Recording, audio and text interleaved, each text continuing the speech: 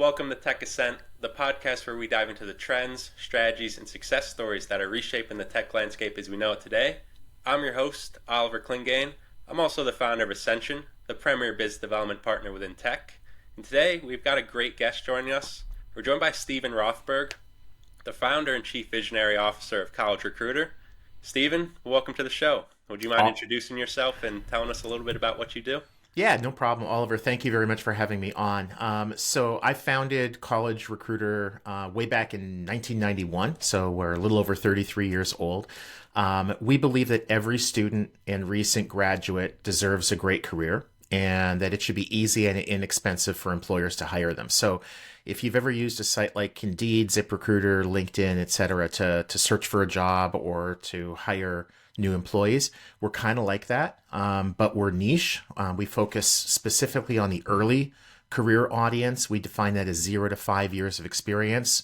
We're global, which brings into discussion all sorts of fun stuff like privacy and currency and international laws that might apply in one country, but you can't do the same thing in another country.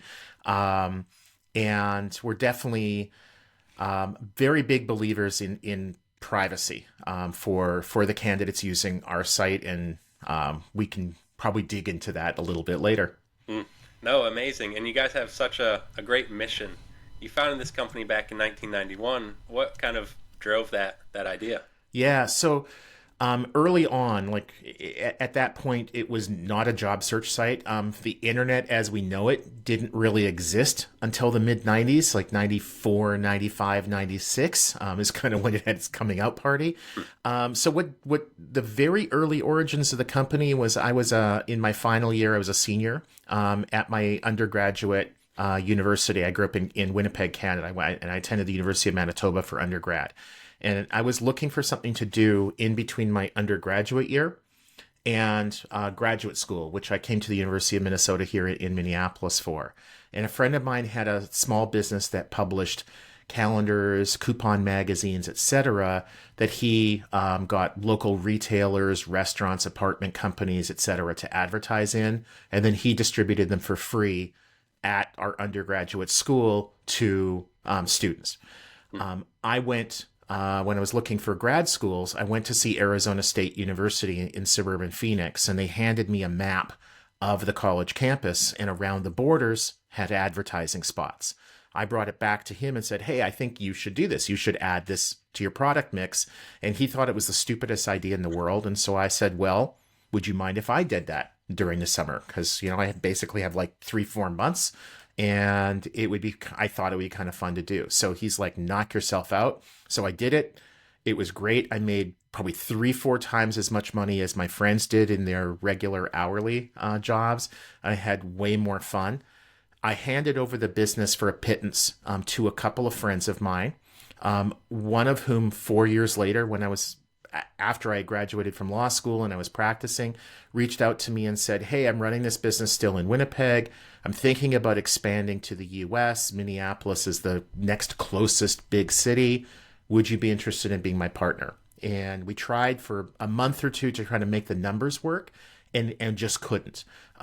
Without me being involved in the business, he had no interest in coming into the US. And so he had no problem when I said, this has kind of scratched my entrepreneurial itch. And I never intended to practice law for more than about 5 years. I wanted to get the experience and then get out and start my own business or join somebody else's small business. And so I just kind of accelerated that. And so while I was still working as a lawyer, I got the business started part-time. And the first few years, I was publishing campus maps for the University of Minnesota and some other schools with advertising around the borders, kind of similar to that ASU map.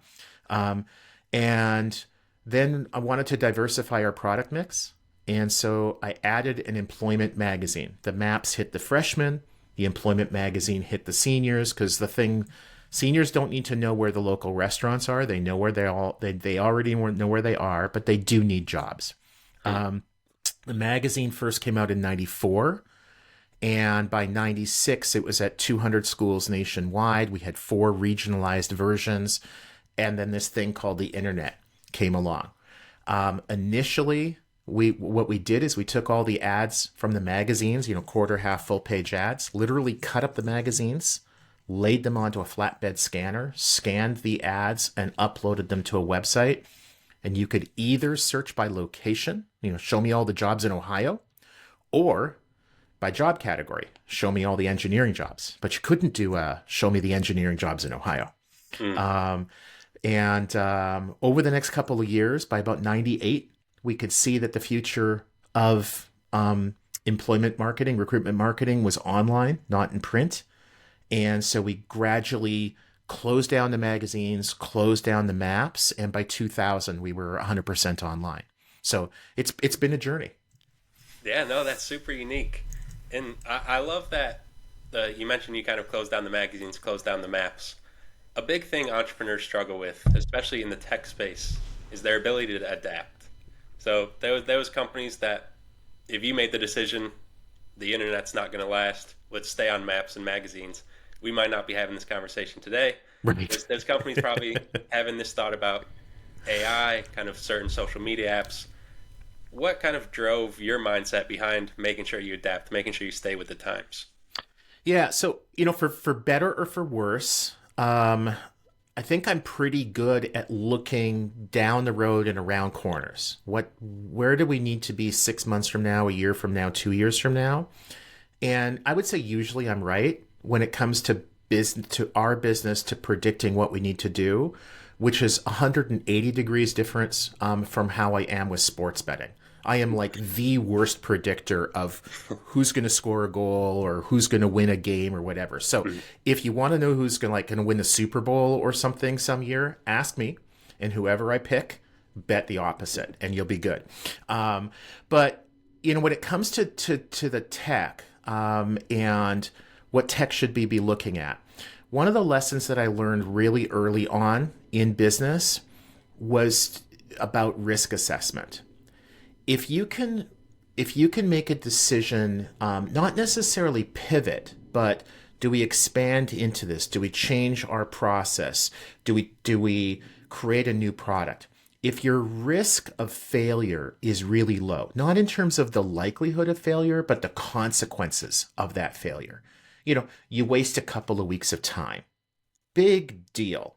Do it, right? But if you're betting the company on something that has only marginal benefits, like even if this really succeeds, we're going to make an extra $100 this year.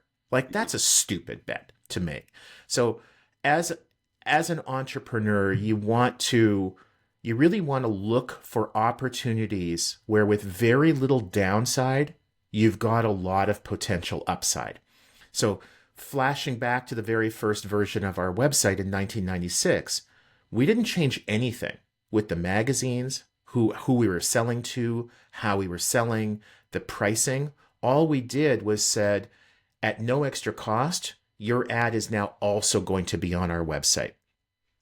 And then as the website revenues started to really increase and it became apparent that we were actually going to be able to be profitable just by running a website, we gradually closed down the publications. We started with the ones that had the least revenue, that had the least profits, and then just kind of moved on. Because if we found that this internet thing was actually a fad, then we could have rolled things back and just sort of shelved the website or even just walked away from it. But we still would have had our core products that were generating most of our revenues and profits. When it comes to answer your question about like some of the newer technologies like AI, Oliver, there are a lot of organizations that I think are getting over their skis with it. And I've never seen a technology or anything else used by a business that you have to be first to market. You hear that a lot from younger entrepreneurs, especially kind of the San Francisco crowd. They call it the first mover advantage. The reality is it's not about who's first to have the idea or even who's first to market. It's about who first executes well. And it might be the first company. It might be the 12th company. So I think the difference that I've seen over the years in businesses that succeed and businesses that fail, it's about execution. It's not about who's first or who has the best idea. Hmm, for sure. So more of a strategic adoption, like you kind of took with the internet. You didn't just ditch your maps and magazines. You kind of gradually joined in on it. Makes Yeah. sense. Makes sense. And Yeah. to pull it back to one of your points, Stephen, there, just so I know, Super Bowl's coming up. We've got the Chiefs and the Eagles. Who am I betting the house on? I'm hoping for meteor strike. Okay. All right. Because what would make me very very happy would be for neither one of those teams to win. All I'm right. you being in Cleveland, I suspect that you suffer with the Browns, Yeah. and we suffer with the Minnesota Vikings. In some ways, it's going to be easier for you because the Browns rarely have a good season and then kill your hopes at the end. Where Hmm. most years that's what happens to us. So yeah, if it can't be the Vikings, then it's hockey time. Yeah. Fair enough. Fair enough. I'll keep the money in my pocket then. No bets this year. But to get back on topic, Yeah. one of the big things there that I like that you shared was that kind of slow adoption, that gradual adoption. Coming through tech, being 34 years in business since 1991. I hope my Mm-hmm. math is right there. Mm-hmm. What are some of the other kind of pivotal moments, maybe outside of tech, that you faced that were kind of big in getting your business off the ground? Yeah. So one a pivotal moment. I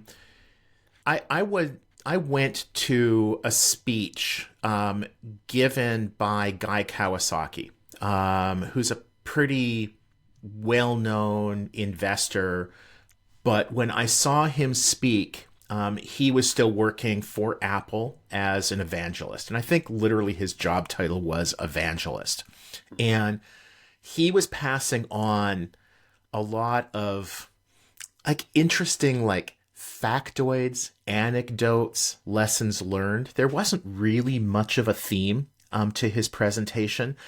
But one of the things that he said that really stuck with me and then really played into a decision that we made a couple of years later was he said that he had invested in a company run by a couple of young guys. And they had a product. And he said something like, in the interest of fairness, I'm not going to tell you who they are. So I'm just going to make this up. He said, let's pretend that they were making a knife and that they had found a much better way of making the world's best knife. And when they were selling this knife, they started to discover over time that the people who were buying it were not using it as a knife. And so they refused to sell this knife to people who weren't using it as a knife. They were using it as like an all-in-one tool, as a screwdriver, a hammer when they're out camping or whatever. And he's like, guys, is anything that your customers are doing illegal? No. Is it immoral? No. So why are you having a problem selling this to them?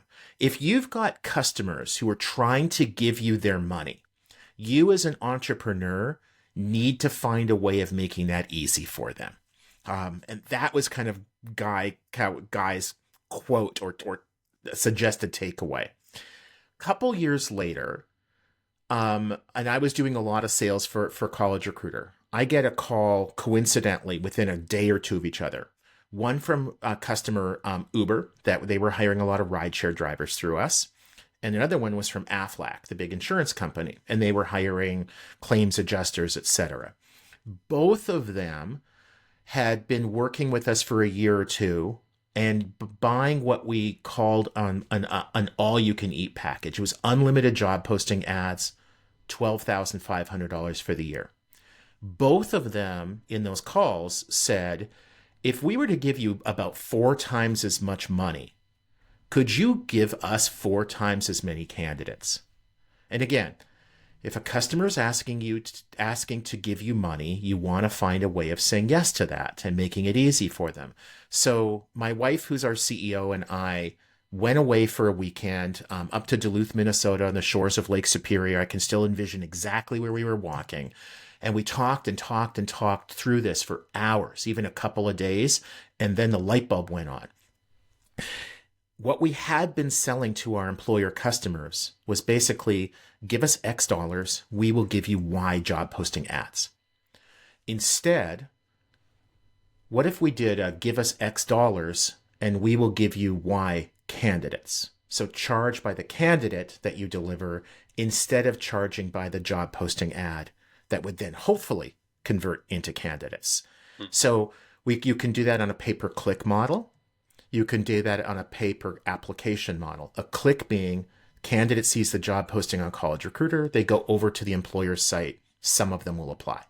An application would be that candidate goes over to the employer's site and they do apply. And of course, you're going to get paid more for the application than the click. So with Uber and Aflac, one of them said, yes, let's do pay-per-click. One of them said, yes, let's do pay-per-application. And in both cases, they went from spending $12,500 a year with us to about $60,000 a year with us. That was the origins. That was 2014. That was the birth of the current version of our business. It was just two customers reaching out and saying, we like what you do, but could you do it differently? Was essentially what they were saying. If you can do this slightly different thing for us, it creates a lot more value, and we're willing to pay you for that value. Those are really good customers to have.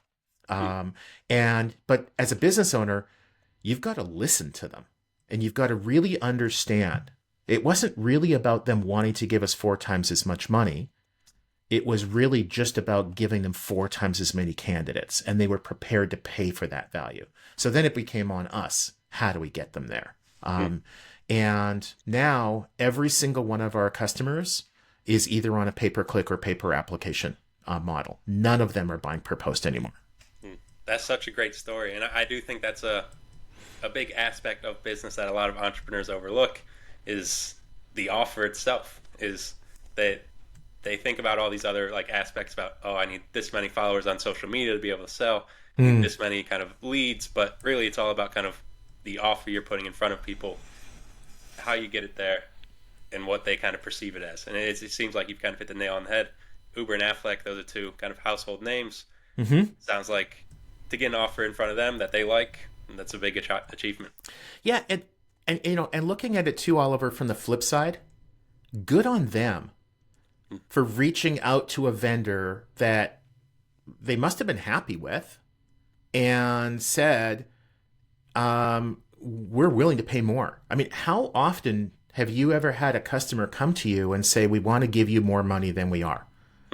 But they were smart, and it wasn't, they understood that if they could get a lot more value, that was worth it to them. And then realistically, they could get rid of some of the recruitment campaigns that they were doing that were not as productive. You know, maybe Aflac was sending recruiters out to 75 different college campuses.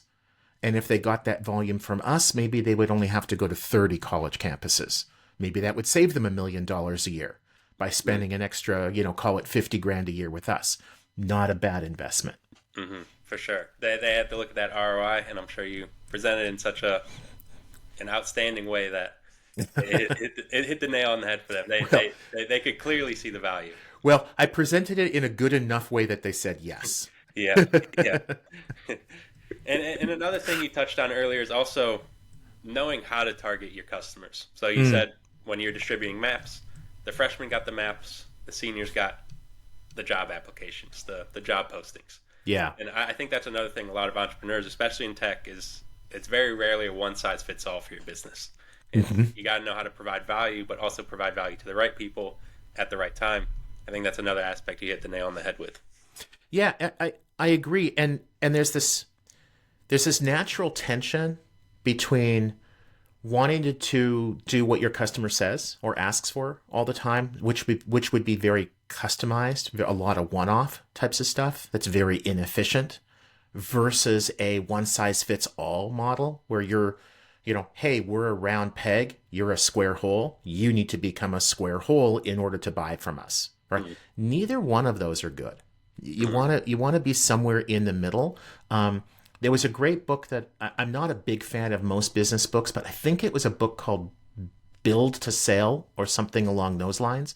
But it was basically, it was a book that was a business book that was written in kind of a fiction way, like a made up story about a company. And the what they were selling lamp poles, like for streetlights, and they were really good at that, and they were looking to expand their market, and they realized that the same kind of pole, the same kind of manufacturing for streetlights was the same as for like basketball hoops. So if they could build the pole for a streetlight, they could build the pole for a basketball hoop.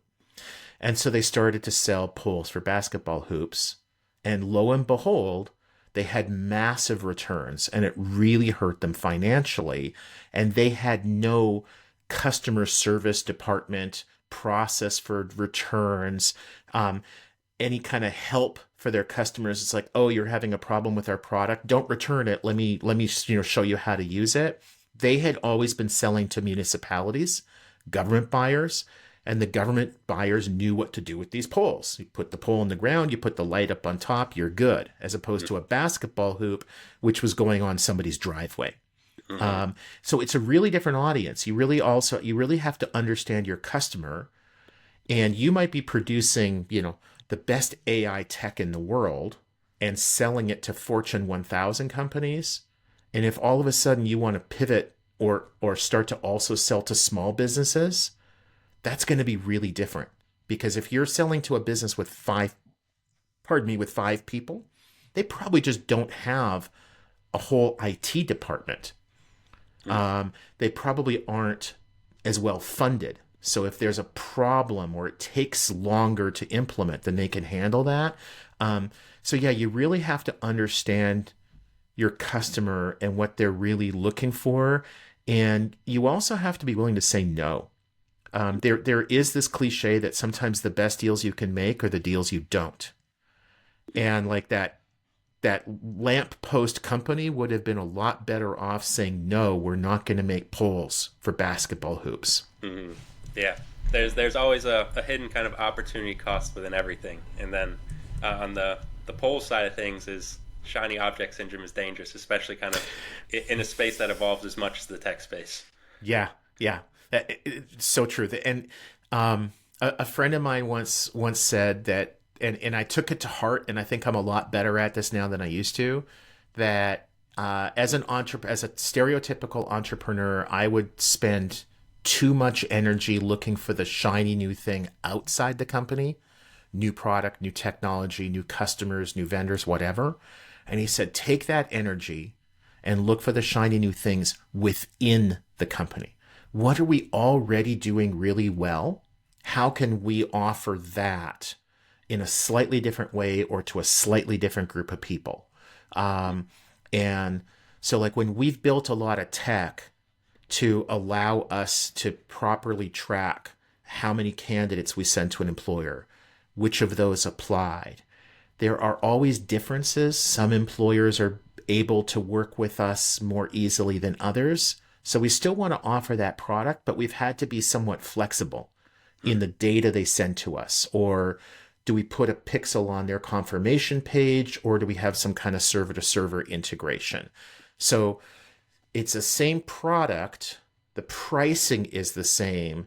The audience, our customers are the same. The way they're using it is the same. But we have to be a little bit flexible on the tech side of it. And that served us well.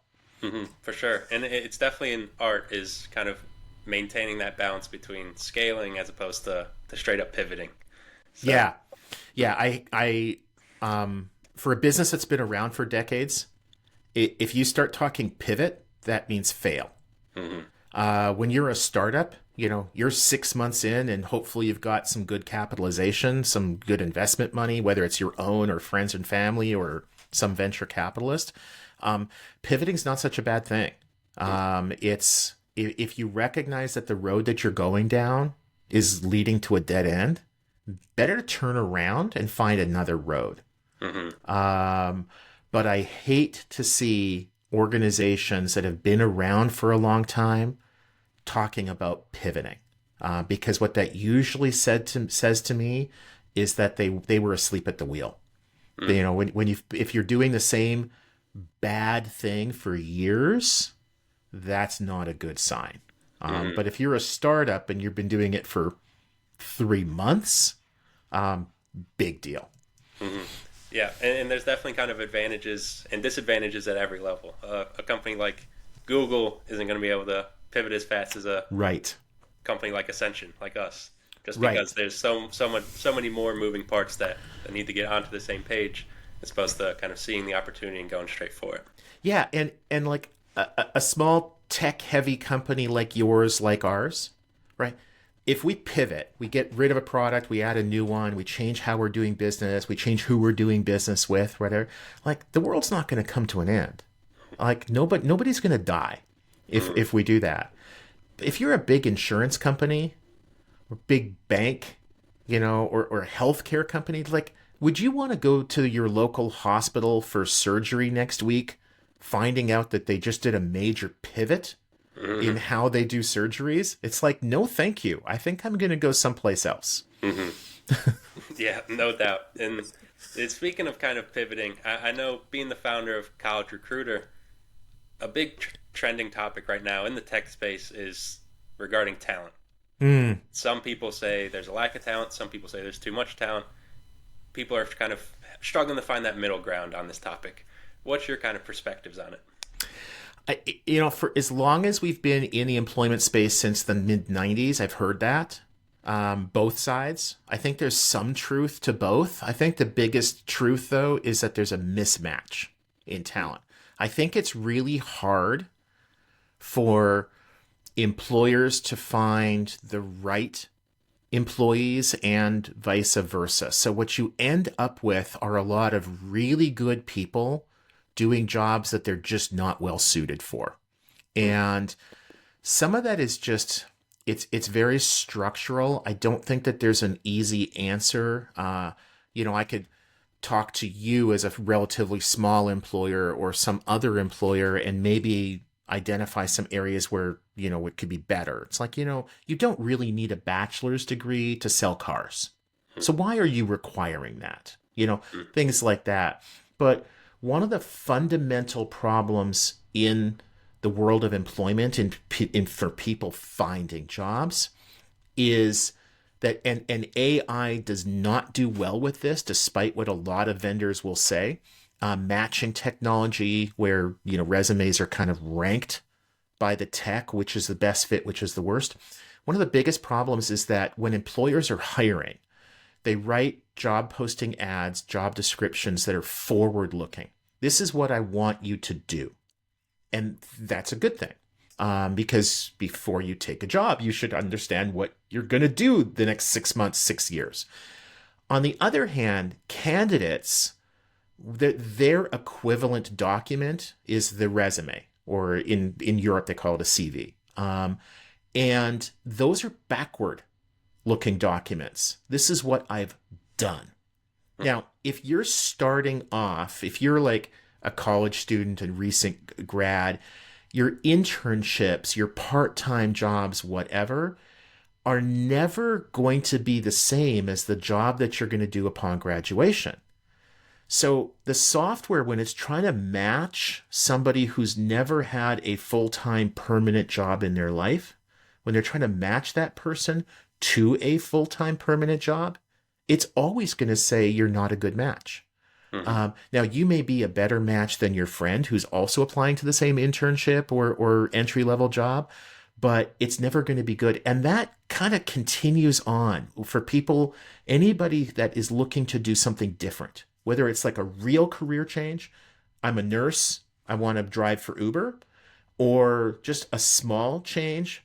I've been in sales for 12 years and now I want to be a sales manager.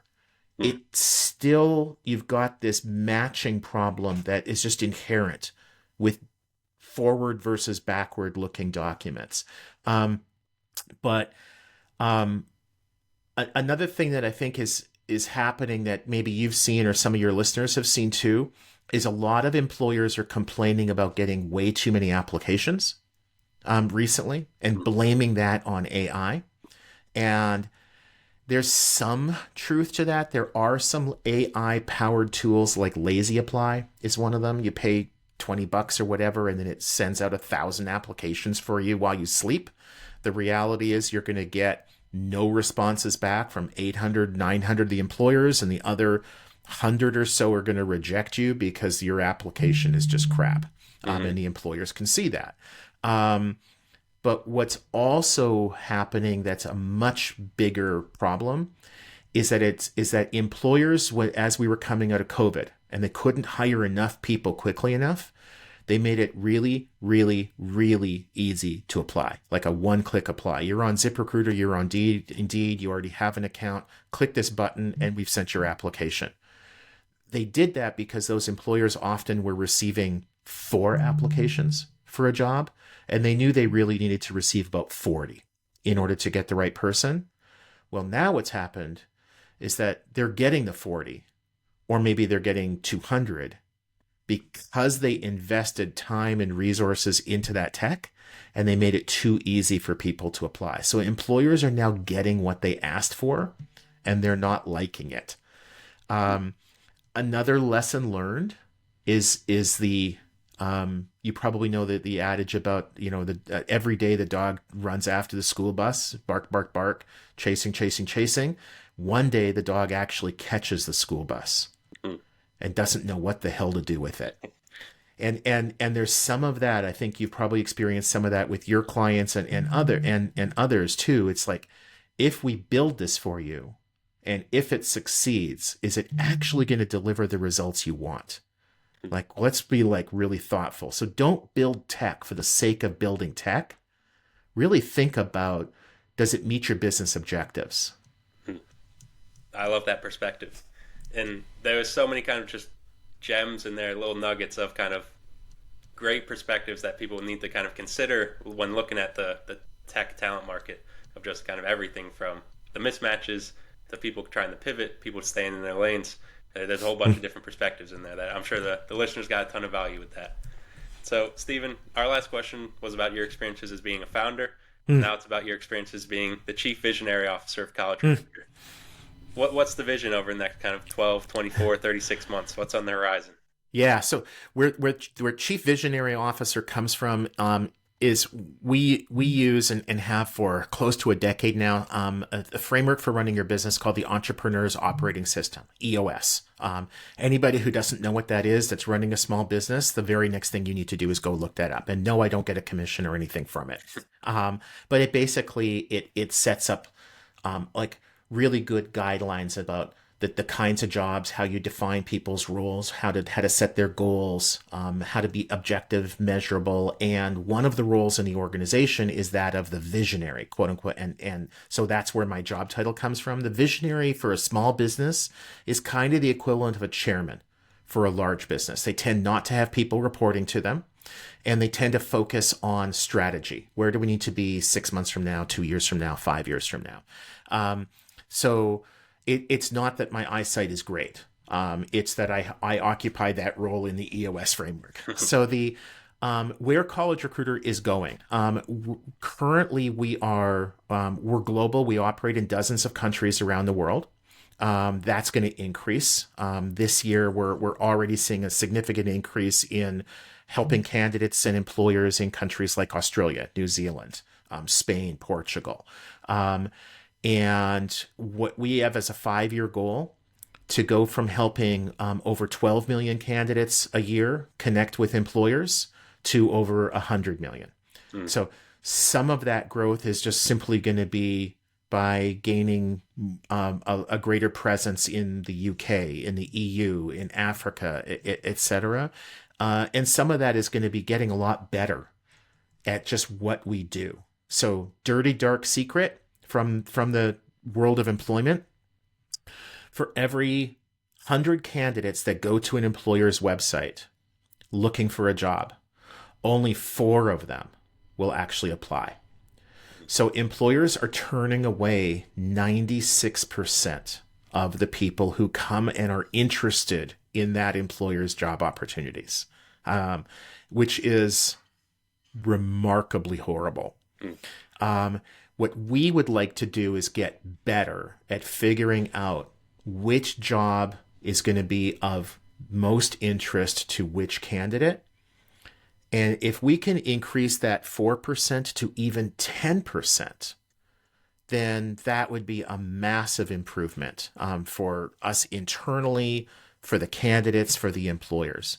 It doesn't help anybody to have a 96% wastage. I don't know of any other industry that's like that. It goes to show, again, back to what we were talking about a few minutes ago, this real mismatch. These are good people with really good skills. These are good companies with really good jobs, but they're not a good match. And we have to, as an industry, we have to get better at that matching. No doubt. And that's crazy. And I love the vision. You guys started as a company putting ads on maps, putting maps together. So to get to where you are today, going from 4 to 10%, I don't think that's going to be an issue for you. I think you guys got that one in the bag. Cool. Well, that's your Super Bowl prediction. I'm going to hold you to it. Yeah, I believe in it. I believe in it. Bet the house on it. But that's all I got for you today, Stephen. I really appreciate you coming on the show. You dropped a ton of valuable information. I'm sure the listeners appreciate it as well. And thank you again. Cheers.